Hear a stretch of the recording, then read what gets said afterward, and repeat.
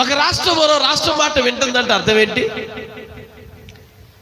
వినే రాష్ట్రం వేదదే, ఇచ్చేది గొప్పదే. ఆమె ఒక ఊరోళ్ళ మాట ఇంకో ఊరోళ్ళు వింటున్నారంటే అర్థం ఏంటి? ఈ ఊరోళ్ళ కన్నా ఆ ఊరోళ్ళు గొప్పోళ్ళు, ధనవంతులు అని అర్థం.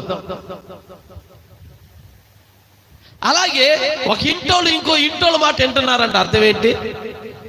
రూపాయిని బట్టేనండి. రూపాయి ఎవరి దగ్గర ఉంటుందో, ధనం ఎవరి దగ్గర ఉంటుందో వారి మాటే చెల్లు.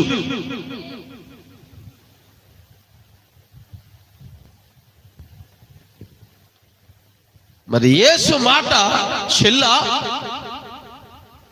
యేసు మాట చెల్లుతుందా ఇవాళకి? ఎంతమందిలో యేసు ప్రభావం, యేసు వాక్యం నెరవేర్చడం చూస్తున్నాం మనం.